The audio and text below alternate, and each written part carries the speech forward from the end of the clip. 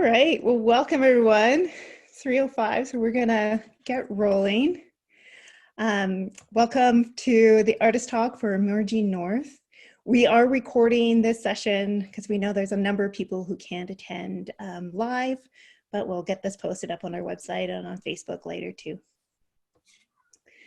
So yeah, the Yukon Arts Center is really honored to have you all here. Thank you for coming and gathering today. We'd like to acknowledge that we are located on the traditional territories of the Kwanlin Dun First Nation and the Hankwatchung Council. The Yukon, of course, is home to 14 diverse Yukon First Nations and many other Indigenous and non-Indigenous people. My name is Mary Bradshaw. I'm the Director of Visual Arts here at the Yukon Arts Center, and I'm of Scottish and settler descent. The talk itself will be about an hour in length, and we'll leave the last 15 minutes for questions from all of those of you with us here today. And at that point, please turn on your video and ask your question, and we can have the dialogue together. We also have one of our YAC team members, Mike Thomas. He'll be joining us a little later, and he's going to have a camera in the gallery. So after we do the slideshow, we can actually walk around the space a bit and see through his camera. We'd like to thank our gallery funders, Yukon Government and the Canada Council for the Arts, and our season supporters, Kobayashi and Seta, Stantec and Yukon Brewing, and our partners for this exhibition are Yukon Lotteries and Arctic Winter Games. And with that, I'd like to introduce our curator and artist, Theresa Vandermeer Chasse. It's been such an honor to work with you on this exhibition, and we're really pleased that you're able to lead the discussion with us today. Tinicho Mary, thank you. Dine ke talked nona shansi nogle ke Theresa Vandermeer Chasse shansi. Hello everyone, my name is Theresa Vandermeer Chasse. I'm sure many of you know who I am. And I am the guest curator for Emerging North. Before we begin, I want to acknowledge the Black Lives Matter movement that is happening across the world right now. And I hope all of you are doing your part in changing the status quo. Our very existence as Indigenous, Black, and Afro-Indigenous peoples is rebellious, and these voices need to be heard. And today we are very lucky enough to chat with 7 young Indigenous artists. When Mary Bradshaw had first approached me about an exhibition related to the Arctic Winter Games, I had originally envisioned it to be a pan-Arctic theme. But the idea was a little too big for me, so I ended up focusing it down to Yukon specifically. So I reached out to Indigenous artists who I knew had a direct connection to Yukon. And this exhibition marks the very first time that these artists have been shown at the Yukon Art Center's main gallery. I wanted to see the artists come up with different art pieces that related to the different themes that I offered them, things like shared Northern experiences, the relationship between culture and play. And we also had 3 pieces from loan from the Yukon Permanent Art Collection in the exhibition as well. I had a lot of fun curating this exhibition, and I admire all of these artists. So I'm so happy to see you all today. We're speaking with 7 of the artists. Tahltan artist Ben Gribben is not able to join us today, but we're lucky enough to have German Plains Cree artist Heather von Steinhagen. Give a wave, Heather. Tlingit artist Blake Lepine, Tahltan artist Cole Pauls, Northern Shoshone and Tlingit artist Kaylin Baker, Gwich'in artist Janine Freyna Julie, Tlingit artist Violet Gattensby, and Northern Shoshone artist Crystal Coughlin Silver Fox. Yay! So let's get started. We're going to be showing a slideshow of the pieces so you have an idea of what we're actually talking about if you haven't seen the exhibition yet. But I want to start off with Heather's piece. No worries. We kind of created the slideshow as if you were in the gallery space. So one of the very first pieces that you would actually go and see is the work by Heather. Okay, so Heather, Your work is the largest installation in this exhibition. What inspired you to create this multimedia installation? I wanted to take the opportunity to use as much space as I could. So this is the first time exhibiting at the Yukon Arts Center. I grew up in Whitehorse, so it's always been kind of a goal of mine to exhibit at the Art Center. So when Theresa, when you approached me, I knew immediately that I had to go big. So I'm really thinking about the Yukon landscape and the Yukon culture. And anyone who knows me knows that I'm a huge advocate and believer in the extraterrestrial. So kind of in the background on the wall there, which is being projected on by a large video screen, is a resin piece. And you can see that there's a UFO, and it's kind of attaching itself to this piece of land. What you can't see is that this is a large resin piece, which is probably, I don't know, maybe 2 inches thick.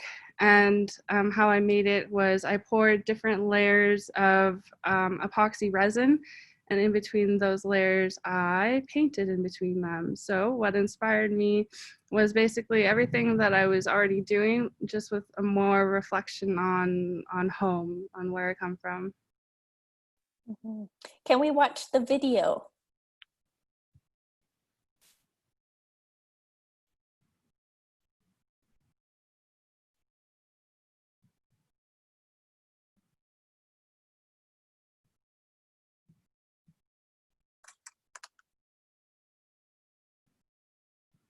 So I'm not picking up any sound in this, but if you were in the exhibition space, you'd be able to hear water rushing as well as an occasional raven cawing in the back.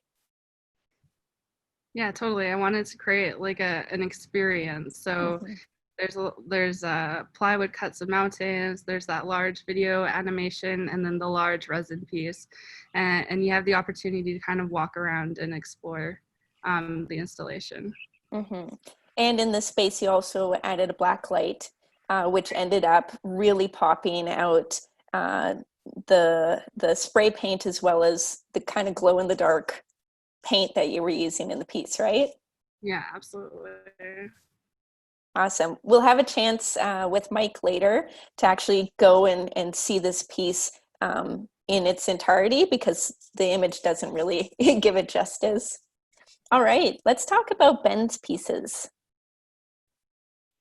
Okay, so Ben wasn't able to join us today, but 2 of his pieces are included in the exhibition. Both are from the Yukon Permanent Art Collection. So this is a piece called Battle Between Octopus and Squid, which he created in 2017. And can we see the next piece, please? And this is the piece that you might have seen on our poster. It's called Diving Shark in 2011.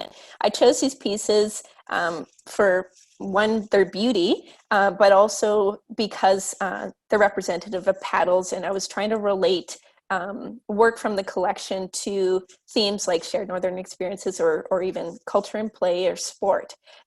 So canoeing, rowing, things like that is very common in Yukon. And when we actually set up these pieces in the exhibition space, Ben came in to see how they were oriented and things like that. And he said this is the first time he's ever seen these pieces beside each other, because he created one in 2011, gave it to the Yukon Permanent Art Collection, and then created the other one in 2017. So he had never actually seen these 2 pieces together. So it was a pretty interesting moment to see both of these works side by side. Do we have an image of them side by side? I can't remember if we do. No, we might have to ask Mike about that, because it's really quite interesting. They're both oriented differently. One is vertical and one is horizontal. All right, let's move on to Blake's work. All righty. So Blake, you made a series of woodblock prints that depicts your interpretation of the Arctic Winter Games logo, and that's why we have the logo here in the slideshow. Can you tell us more about your process and why you chose the symbols you used? Yeah, so these are block printed, and the underlying colors are they're just kind of a blend of all of the colors that I've seen in majority of the same logo concepts of the Arctic Winter Games. So I wanted something that represented, the feel of the games and had that, when people looked at it, they felt connected to, the spirit of the games, because that's always something that's really represented in a lot of the just the material that they use to represent, in the communities and stuff like that. And so Raven, being the creator, always is, the first, the first being that I'm drawn to for that kind of interpretation. And so I just wanted to, these games could be seen as, that manifestation of Raven in some way. So creating like Raven inside of that logo that's been used since the beginning of the games was just a really fun idea and a neat way to maybe like see the symbol in a different way for younger people. Yeah, and so the brushstrokes underneath are something that I really just experimented with for the first time on this, and it was just kind of doing interpretive strokes of each sport. So just doing, thinking of different concepts and ideas that go along with them, and then just kind of moving the brush and letting the interpretation shine through in that paint. So I chose gold for the overcolor just because everybody's striving for gold at Arctic Winter Games. Everybody wants the gold Ulus. So. Yeah, exactly. And I know you just had your solo exhibition, what was it, a couple of months ago at Arts Underground, right? And that's where you were starting to present a lot of these block prints. Is this kind of a new thing for you? Are you interested in exploring more of it? Yeah, block printing. I kind of went through silk screening phase, and now I'm in a block printing phase, and I've just kind of jumped through mediums over my career. So this is just kind of where I'm at in my career right now is block printing. But I really enjoy, with all printing, I really enjoy just the kind of the risky factor about block printing. I mean, you're not going to get a perfect print every time unless you have some sort of a perfect printer. So I enjoy how the paint looks laid down, and just the difference in each piece is all unique, and I find that to be a really poetic kind of element to put into my artwork, where our perspective as Indigenous artists is that everything is value and everything is unique. So it's part of that is the interpretation of block printing. Awesome, thank you so much. Let's go to Cole's pieces now. All right, Cole, so you made a comic series that featured Arctic sports and Dene games. Why did you pick these particular sports? Well, originally I wanted to do all the sports, and then there's 16 of them. And then I was like, oh man, I went on the website and I checked out the Arctic Winter Games like official rules, and that's how I got all the information for each sport. And I realized how thorough everything was, and I was like, "Oh wow, a 16 to make 16 of these would take a really long time." So I just picked 5 that I thought were a good collection of diversity, because there's some winter games that are pretty similar. Like there's a lot of different different high kicks. So I was like, maybe I'll just focus on one. And I just, I chose them because I remember having fun playing some of these sports as a kid. And I was really influenced by sports manga. And in Japan, there's a ton of manga that's just based on like every sport imaginable. Like I'm reading a ping pong manga right now. So I thought it'd be fun to make my own sports comics about the Arctic Winter Games. And I'd like to continue them.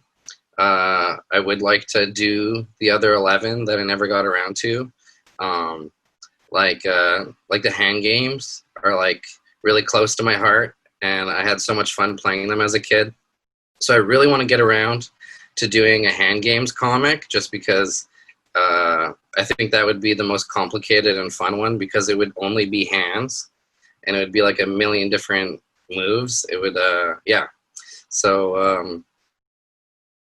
I'm really happy how they turned out. I ended up doing like versions with Zipatone, and I posted them on my Instagram. So if you want to check that out, go to Tundra Wizard on Instagram, and you can see Zipatone versions of these comics. Yeah, that's awesome. I love just the way that you've put the imagery, but also with the description of kind of the sport to give people a little bit more of an idea of like what these actually mean. Because I noticed like on the Arctic Winter Games website, like they have kind of like the theme and the different sports, but they don't have like something like this where it's kind of more in detail of like images that you've created. Were you looking at images of these sports when you made the designs? Yeah, so luckily the Arctic Winter Games have been like heavily like archived. Yeah. So I was able to go on YouTube and check out a lot of old videos of previous games, and it was really intense. Like, it was really fun to watch old videos of the knuckle hop and stuff, and I got a lot of reactions posting them on my Instagram, just because a lot of people didn't know about these games, and then they also didn't realize how intense they can be and how tough they can be. So like the knuckle hop and the pole push were two posts that like got a lot of comments where people were just like, wow, that's what you did for fun in the Yukon. It's like, yeah, it's a tough sport. That's awesome. Thanks. Can we go to Kaylin's work, please? All right. So Kaylin, this is a very different piece from your beadwork style that you're very well known for. What made you explore using different materials like the antler? There's birch bark, there's fur, there's the sweetgrass. What made you want to start exploring new materials? Well, I was using buttons in the centers of a lot of my florals, and I started like to tuft the button part so it would be like featured onto the antler. And I kind of was thinking, when I seen the idea of recreating the torch, that the antler itself kind of seemed like flames coming out, and I wanted to try to explore that. And I thought that if I could apply some of my art onto the button and the antler, I could probably try to do the same with the beadwork. So it would be like kind of backwards, I guess, of how I was doing it before, with including the antler into the beadwork. And then with the box fur, I kind of thought like it's orange, and it also is like another fire element. So there would be like different layers to it, and I really liked that, especially with the tufting that is also in the beadwork itself. So there was like constantly something to look at. I had the birch bark from a trip that I made with my family to the farm in Pelly last year. And we had seen that when we were coming back, and I was like, oh my God, like we have to grab some. I don't know what I'm going to use it for yet, but I just want to have it. And I was thinking for so long how I was going to, make the bottom part of the torch. And I came across a bunch of different ideas until I thought the birch bark would actually be better, maybe, just because it is another like element to it as well, instead of maybe standing it in like a container or something. And then also I thought I could hang the sweetgrass from the bottom of it, because I was wondering like how I was gonna do that. I did know I wanted to use sweetgrass too, because I knew it would bend, and it was I thought it would be a really neat like idea to have that hanging from the bottom there. And then I just like the way the shadow goes onto the wall also. Yeah, and you also like painted the antler, to make that very orange bright color. Is this because this is kind of a newer style for you, are you going to be creating work in the future using these elements? Yes, actually. I really enjoyed doing this, and I thought I could kind of do it on a grander scale, like maybe with a full set, with like larger beadwork and everything. I would really wanted to explore like what people usually have, like when they mount things or whatever in their home, but like to have it all kind of blended together. So like the effect is, I really like the way it looked in this piece. That's awesome. Thanks so much. Let's move on to Janine's work, please. So Janine, you've made this work several years ago now, but I felt as if it still could fit really well into the exhibition, especially around the theme of shared Northern experiences, because that's something that you kind of talk about in the artist statement. Can you tell us a little bit more about what you were thinking of when you actually created this work and how you see it translating into today's narrative? You're on mute. You're on mute. Oh, thank you. Thanks for having me be part of the exhibition and for showing this work. I made this piece, I think in 2013, and it's really nice to be able to reflect back on it now. And for me, this work was the first time that I figured out how to incorporate sewing into my art practice. Because before that, I had been doing performance-based work, some sound-based work, but then I would like go home and sew, or sew for family, or sew for myself. And it was always like a form of like, it's really therapeutic for me, sewing, and it just makes me feel connected to my different communities, but it was always something that was separate for me than like my art practice. And this was the first time that I kind of figured out how to be able to make space for sewing in my work, but still have there be like maybe the same things that I questioned in my performance practice present in like this 2D image. And the rickrack shapes are meant to be kind of like a halo, or showing like different like thoughts or energy. And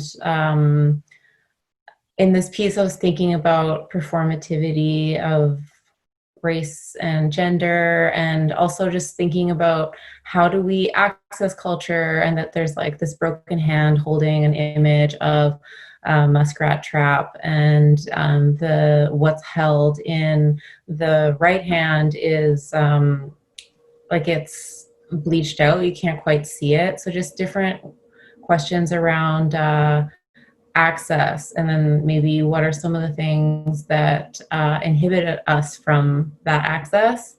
And even if it's just like your own body needs time to mend, but thinking about it metaphorically too. Thank you. What else are you been up to recently? Because this is not a recent work. Can you tell everyone what you've been doing recently? Sure. So I'm living in unceded Musqueam, Squamish, and Tsleil-Waututh territories now.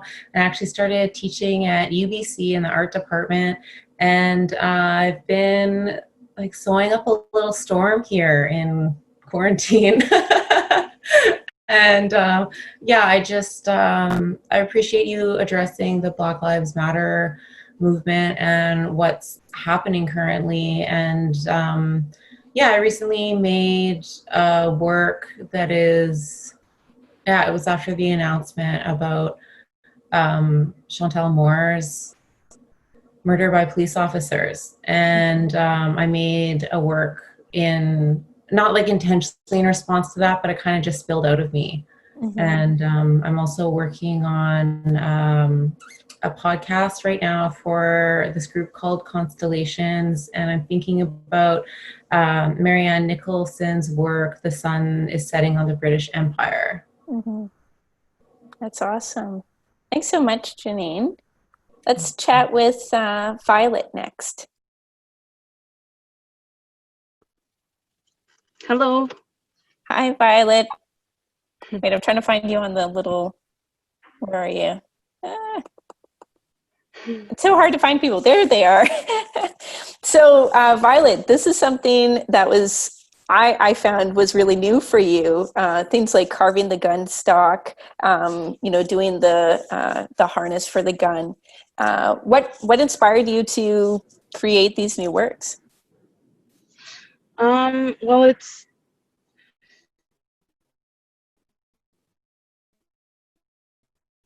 when I got back from school to play around with usable artwork, and I was the way like when I grew up, my dad, he always made it sound like the chores that we were doing, they were something to be proud of because we were providing for our family, right?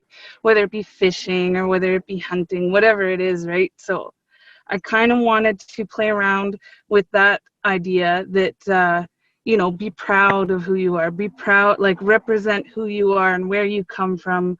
And, and I thought it was fitting for the games as well with the gun stock. I know that they have different parts in the game that involve guns or arrows and stuff like that. So I kind of wanted to touch base with that and touch base with, be proud of where you're coming from and what you do and what you can do. And that was kind of my reason behind the arrows and the gun and the gun strap. And I noticed that you just posted a hatchet that you've recently carved. Is this something that you feel like you're going to continue in the future?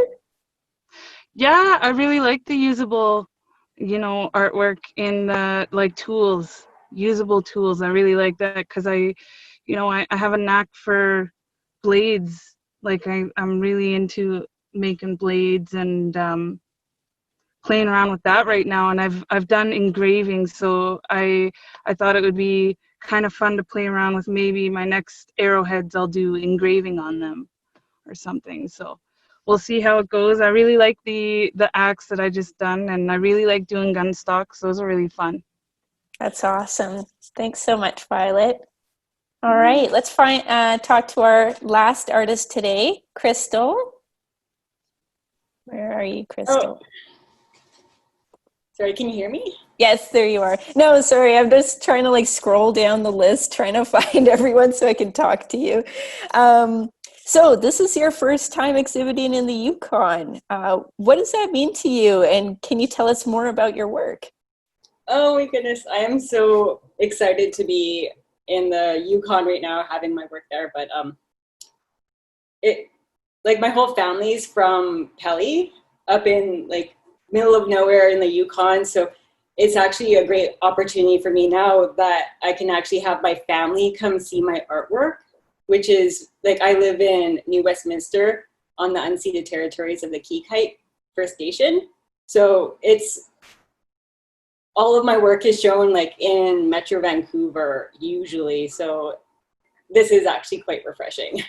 It feels like a turning point in my artistic career, to be honest. That's awesome. And can you tell us a little bit about your installation, just so people have a bit of a context of what they're looking at?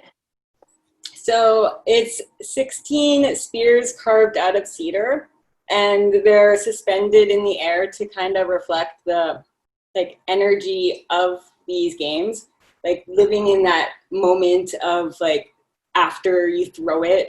I guess it's about witnessing this really exciting moment that is the Winter Games. So I was really inspired by a bunch of these different, what are they called? There's Snow Snake.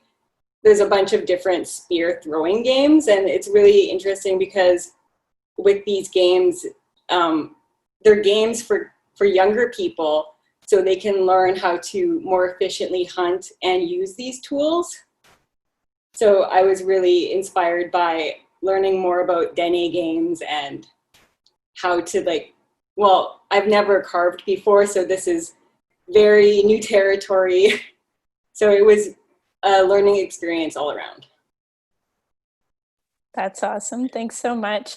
Well, thank you to all the artists for telling us a little bit more about your work, specifically in this exhibition.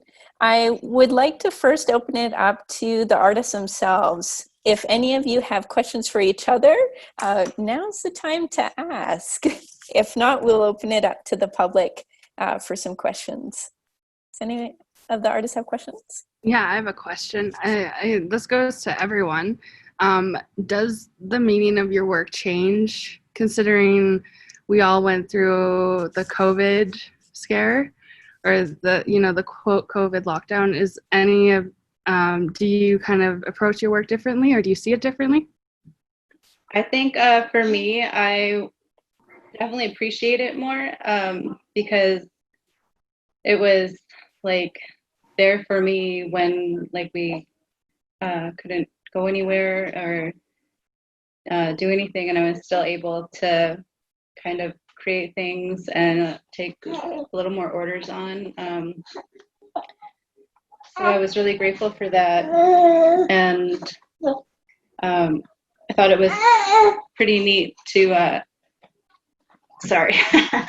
I thought it was pretty neat to experience the exhibition like as a virtual thing, and even just what we're doing now too. Pretty awesome. I have actually been not working. I've been kind of anti-creative. I've been taking this opportunity just to kind of reflect on where I'm at in my career and what I'm doing with it and where I want to go. So it's actually been really good in that sense. But I'm definitely rethinking how I'm doing things and why I'm creating things. I think there's definitely been a lot of inward reflection that's happened since all of this has taken place.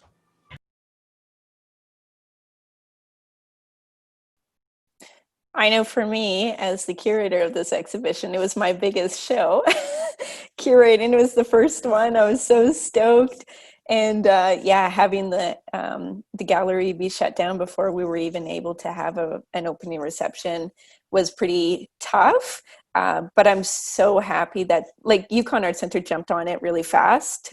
We got the video done, the photos uploaded, like things moved very quickly, I felt, which was really nice because then people were able to actually really see it. And now that the gallery is actually open by appointment, like people can see it. It is just a shame to not be able to have all of you guys in the same room, you know, to actually like interact with each other, look at each other's work in person, because the space it's a completely different experience than actually seeing just photos of it. You know, you have to walk around the space to actually get a feel of everything, and where everything is placed is also really important. So that's something that I kind of miss out of this. Yeah. Do any of the other artists have any other questions for each other? Yeah. Well, I have an urban art myth. It's that the word curator means to take care, right? And so by seeing things online, it changes the way that we see the care that you put into bringing us all together and all of our works together. But you're still like taking that care by like extending opportunities like this for us to get together.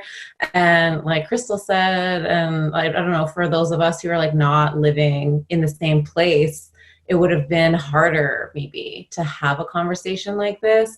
And I don't know, I've been to some of those meetings where you have some people in a room and one person's on Skype or something, and there's always kind of like a disconnect. And it's nice that we're all on like a similar playing field like this. And I wanted to say something else about my work. Like I wrote talking points, but I just came to me now is that with that piece, with the muskrat, the silk screen of a muskrat trap on chipboard is I had just finished going trapping for a season or for a month with my dad in our traditional territory, and having not grown up in our traditional territory. I was born in the Yukon but was raised down south. It was really important for me to get to spend that month on the land. And then I moved, and then I went back to Banff, Alberta, where I was living at the time, and I went mountain biking and broke my wrist within 2 days of being there. But I had to make art for this show, and it was like figuring out how to still make things like with my broken body, but then being able to like process this time that I'd gotten to spend on the land. And Heather, the question, do you want to answer the question that you asked us around COVID? Like for me, I felt totally immobilized and only in like the last 2 weeks have I been like making stuff. Yeah, I mean, I felt myself turn more to crafting and like hands-on activities, not really conceptualizing art. I feel like I didn't have the mind space to do that. But I think very much like Blake, I took the time to just reflect and why is it that I'm creating? And I found that to be profound. And as for the artwork itself, I had anticipated people being able to actually go there and sit there and experience it. And it's kind of cool now that you can book an appointment. So you kind of have your own private meditation space, which is just, I don't know, definitely something I've never been able to experience, the private bookings of galleries.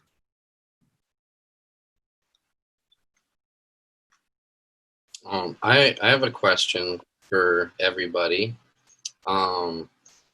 What is your, like, what's your happiest memory of like an Arctic Winter game? Because I distinctly remember meeting Kaylin doing stick gambling, and I met so many other Yukon youth through stick gambling and being a part of the Dakwata Dancers, and going to these places and like participating in the tournaments and you know, making like lifelong friendships with people across the Yukon. So yeah, I'm curious if anyone else has any other memories like that.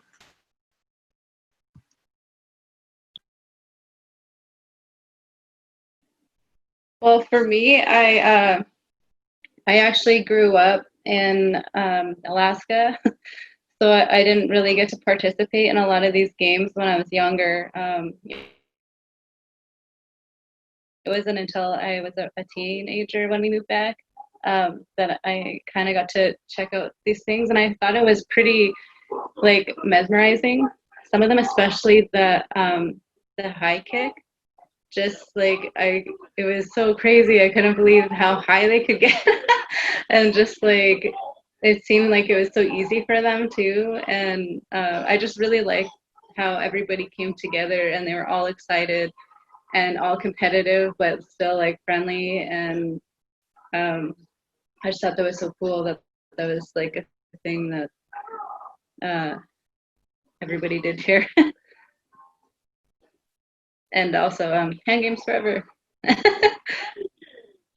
So yeah, I competed in the Arctic Winter Games, I think 3 times, and I was in Dinner Games, and then just recently I started coaching Dinner Games, so it's kind of cool to be to be a part of the show and to represent that. And then when I was younger, I've met quite a few people, even from like Nunavut and stuff like that I've made lifelong friendships with. I've gone to Rankin Inlet like as an adult now, and I've gone seal hunting like with one of my friends that I made. I think it was 2000 and I think it was 2000. 2000 was, I think, was like one of the last ones that I did. But yeah, totally. I think that's probably one of my favorite, was hanging out with Wesley, going seal hunting. I personally am not so inclined in the sports area of life. But I do remember the high kick for sure. Like it was taught at like Selkirk Elementary when I was going there. And I was actually more mesmerized by the little, the fur. I don't know. Is it sealskin? What did they use? Can't remember it. But, you know, I was like so mesmerized by the fur. And for this entire exhibition, I just kept thinking like, man, I want somebody to make like a really delicate little ball of fur that you like know it's a part of the high kick, but that you can't actually kick it because it's so delicate. Anyway, it was just like this thing in the back of my mind that I was like, man, I would totally make that. I might make it still someday and just be like, hey, it was inspired by this. But does anybody else have any other questions? If not, I'm going to open it up to the public now. And Theresa, should we invite Mike to kind of walk around a little bit? Yeah, that'd be great. Yeah. Let's open it up to the public. And when we are talking about a specific work, we'll get Mike to actually walk around the gallery space and show that work. So right now he's at Crystal's piece. It looks so good, Crystal. Congratulations.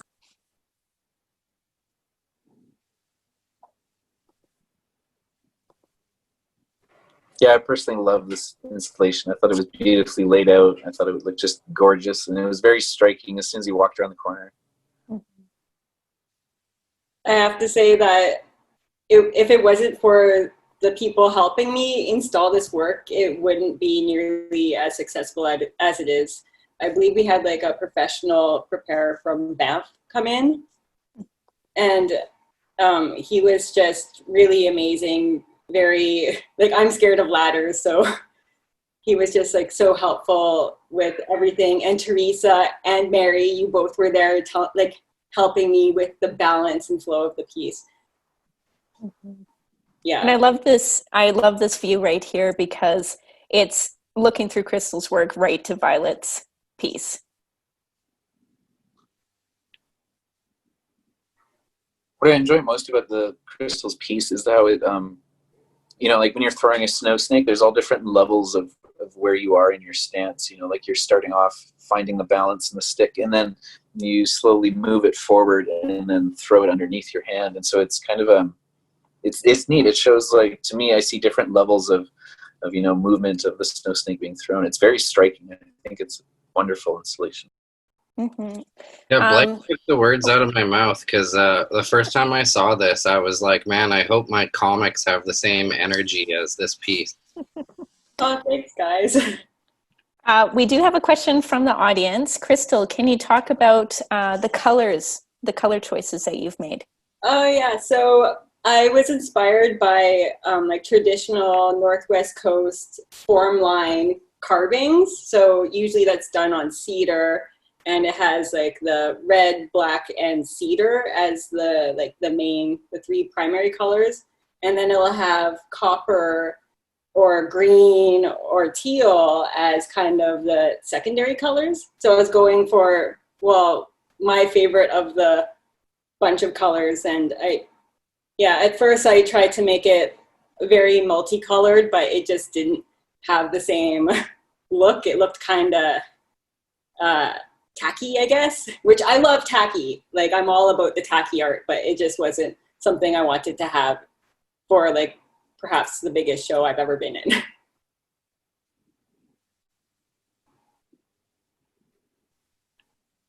I was gonna say I really, really love the colors too. That was like the one thing, like when I came around the corner and seen it, it was like, I don't know, it was really cool. I like the effect it had too. So for the public, please feel free to jump in or ask a message. There's like a little message button that you can type your question in.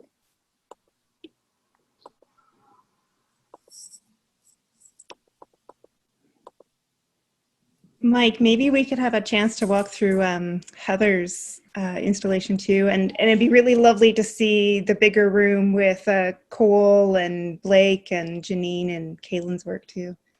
Yeah, so in this room we have Ben, Blake, Cole, Kaylin, and Janine's pieces. When we were deciding like where all these pieces were going to go, I didn't realize how colorful all of the artists would make their work. I thought that was quite interesting. There was just like these really bright splashes of color all over the exhibition.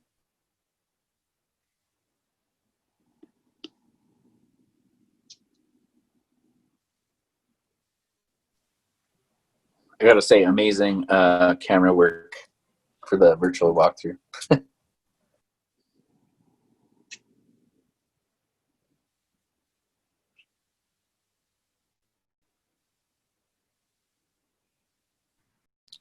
I loved all the textures in this one, Kaylin. I wanted to touch it, but I'm not allowed.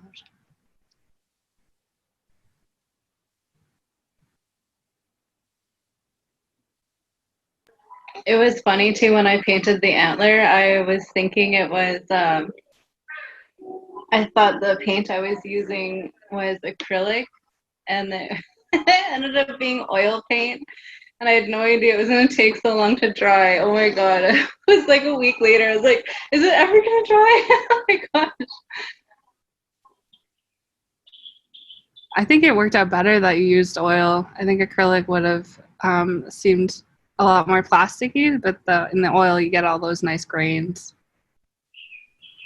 Yeah, I agree. That was a nice little accent. Happy accidents. Yeah. So here we have Cole's pieces.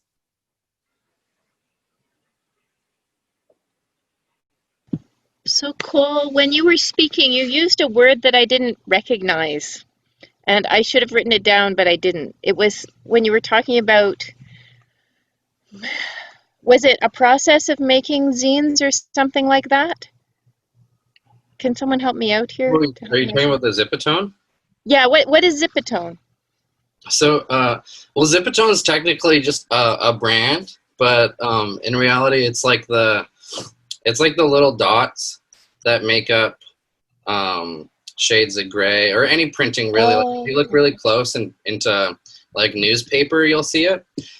And you can use different styles of dots. Like you can use you can use diamonds or lines, and you can make the thicknesses really big or really small. So I just messed around with that on Photoshop, and yeah, you just use the bitmap tool, and you can fart around with it for a bit and figure out a good texture and shade of gray or whatever color you want to use. Yeah, it's I love to use it. It's really fun. Makes the image look a lot more bold. So now we're looking at Blake's work.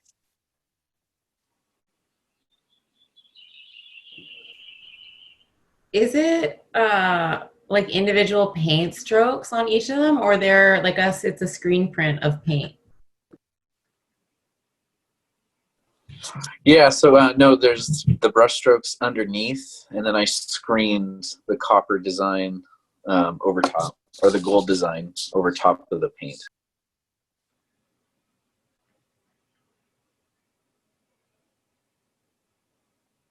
I really love how you use all the color choices for the strokes underneath. Thought it was really cool. Like once I realized that they were all different. And those colors you chose, Blake, like those are the official Arctic Winter Games colors, right? Yeah, so those are like on all of their promotional material that they've ever used. It's always with it's like a, I don't know what the symbol would be called, but it's like a triquetra symbol, and it's always got those same three colors. And I used, actually, you can't see it really. I have the brush that I used for the strokes. So it was, yeah, it was definitely an experiment and something. I was really interested in just focusing the brush strokes. Like I was studying a lot of Japanese calligraphy, and just how like I can incorporate like singular brush strokes into my work to kind of like accompany, you know, how block printing is so unique. And so I wanted to like try to refine my ability just to create, you know, movement with singular strokes. Blake, I really like how you got like all these different things going on in like one painting, right? You got the colors, you got the symbol, you got the gopher gold, you got the raven. It's really neat.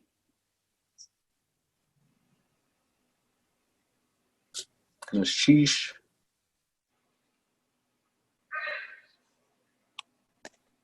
If you listen carefully, you can actually hear the little raven that's in Heather's piece. So on this wall is Ben's work. And there you can see how we've actually aligned the paddles. I was originally going to put them both like vertical, but Ben had said that the one to the left, the battle between octopus and squid, had to be horizontal. It was created to look that way. So it was a pretty interesting way of orienting two paddles that he had never seen side by side before. And we noticed that the blue that he uses in this piece is the same blue that he had in the piece that he made earlier, actually. So you can see that blue, and then it's like that nice signature blue that we kind of use to actually go on our title wall.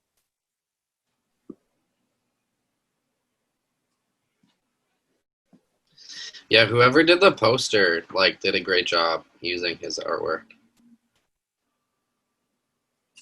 I believe that was Mike. I could be wrong. Yes, it was. Yeah. The man who is doing our videoing right now did the poster. Good So you job. can see it's the same blue.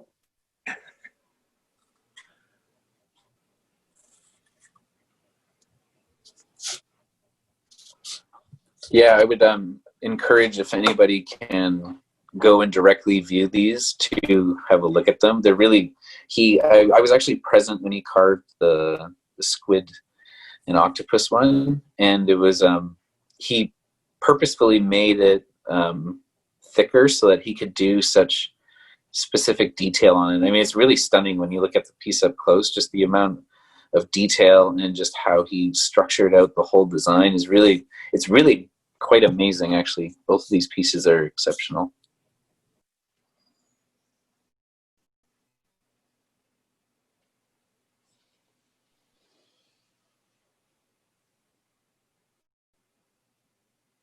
Yeah, can we go back to the other paddle, the battle between octopus and squid, and just kind of go? There we go.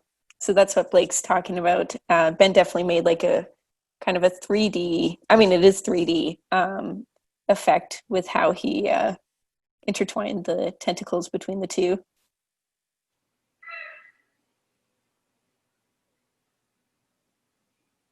Yeah, and even on the handle, he kept like the original kind of like a Tlingit style Teltan outline of a paddle, and see, like, he even incorporated just like how the shape of the head is still part of the handle, and even the way that the legs move outward and then back in, like that's an actual, like, the same shape of like a traditional style paddle. It's really quite beautiful. Let's just get a better look at Violet's work. Just so everybody knows, it's really awkward walking around with a gun as an art piece. It was makes you a little bit nervous.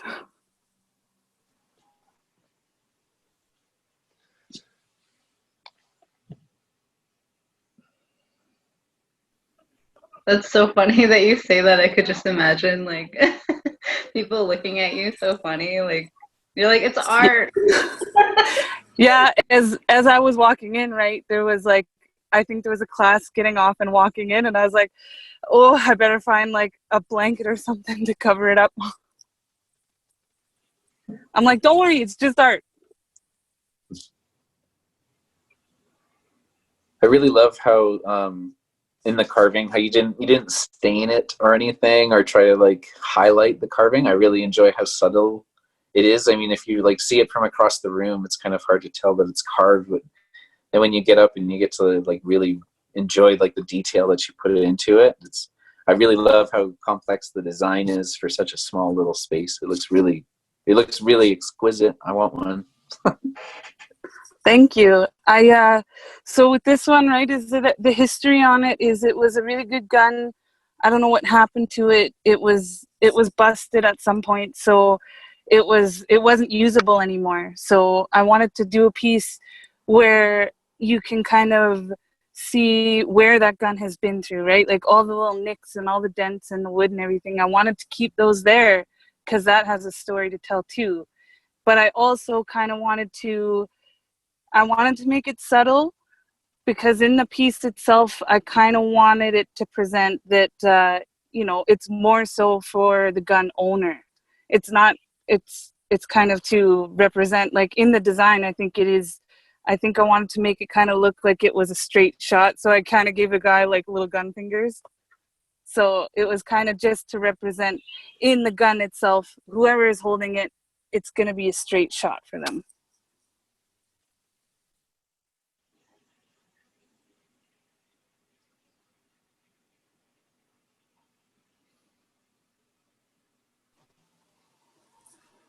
So this piece is, this was really new for me.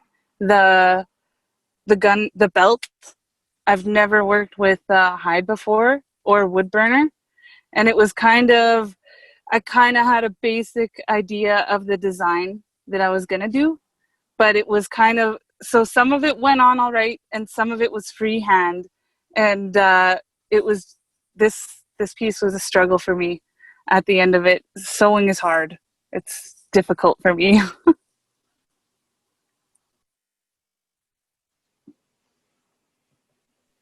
I laugh because that is what beaters do. It's just like, that's how our hands are just like torn apart because of that sewing. But I think it's a beautiful piece. And you said your mom helped you in the end with that piece? Yeah, so on the strap itself, there's one part where we sew together. And so I did one side, like where the seam is, and I did it in like 20 minutes, right? It's like sitting there like yanking on this needle with my fingers, and it was so hard. And my mom did the other side. She finished it in like 5 minutes. Boom, boom, boom, done. I was blown away. I was like, wow.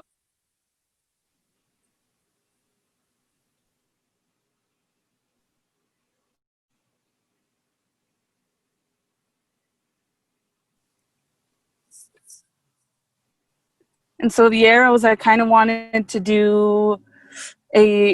use copper, just because copper is so special. It's like a rich metal for us. And I kind of wanted to play around with different, I'm just really into arrows and guns and axes and stuff right now. So I kind of wanted to play around with that a little bit. And then on the feathers, like for the arrows, I painted little tiny designs in there. So those are really fun too.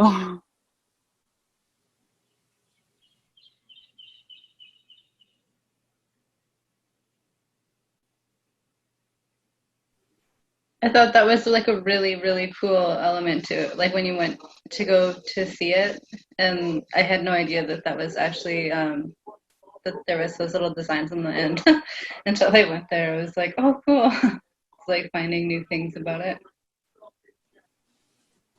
Yeah, again, I kind of like playing around with like subtlety in it, right? Like I kind of like having the modern tools and then the subtle designs in there, like just incorporating the two.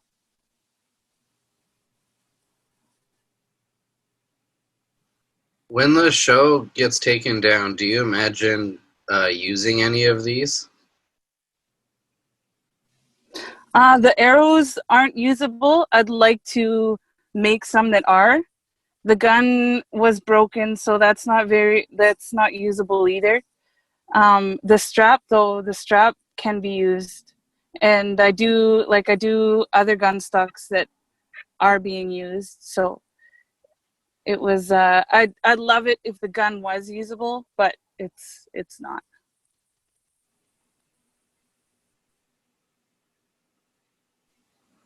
They'll look nice in somebody's house though. Yeah, it's like functional art without the function. Yeah, exactly.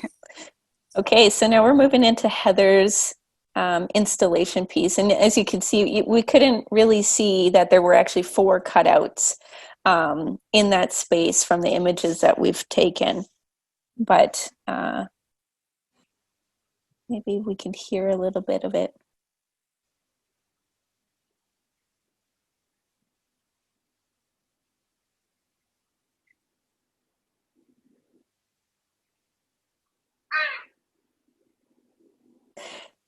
it's funny because there's like a lot of water rushing, and the only thing that you can hear in this is the raven, which I think is pretty funny because it's opposite when you're in the space. What you hear in the space is more of the water rushing, and then the raven's very subtle.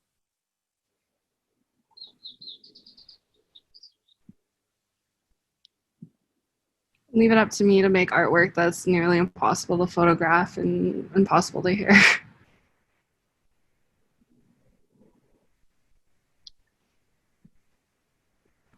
Just means you have to try and go. Please come to the gallery. There you go. Book with Yak.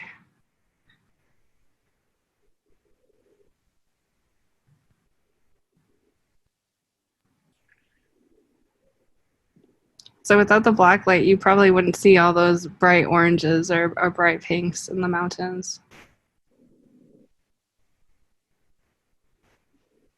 And without the black light, you wouldn't be able to see the green coming from the UFO. And then if you look really carefully, you can see some kind of green rays coming out of the center circle.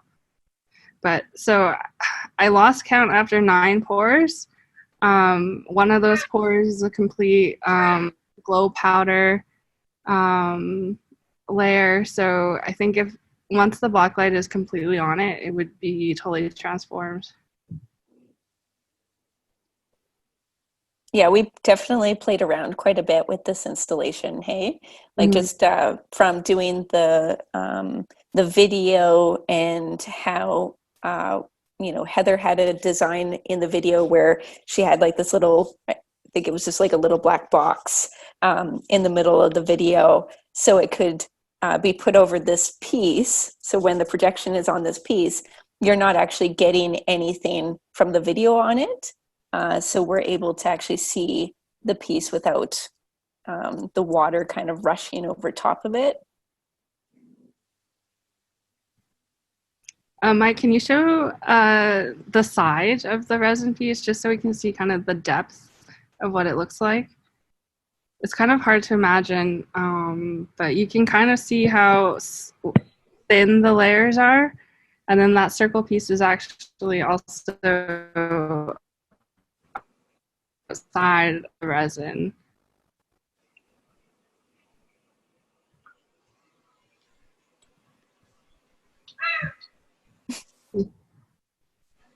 Do we have any other questions from the audience about any of the pieces in this exhibition, or any questions for the artists themselves?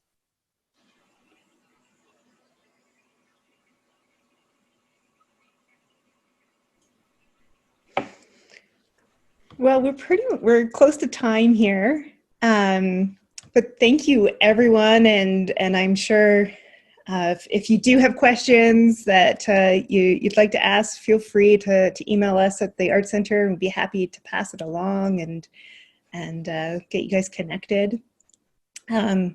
As Theresa and others have mentioned, the gallery is open by appointment.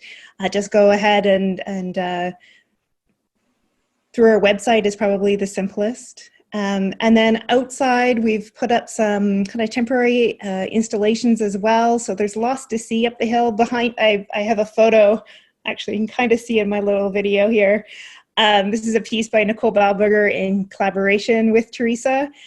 There are 32 of these tiny little ravens out in our garden at the moment. So do come up and visit, and thank you everyone. Thank you so much to the artists for spending time. This was just really fantastic to be able to see everyone and hear the dialogue between. Awesome. Thanks so much, Mary. Thanks to the Yukon Art Center, and thank you to Mike for doing all the videoing, and for all of the artists for being here. I was really happy to be able to chat with you and see you guys, because I am currently in my second week of self-isolation. I'm almost done, but I'm back in Yukon. So I can't wait to get out soon. But it was super nice to see your guys' faces.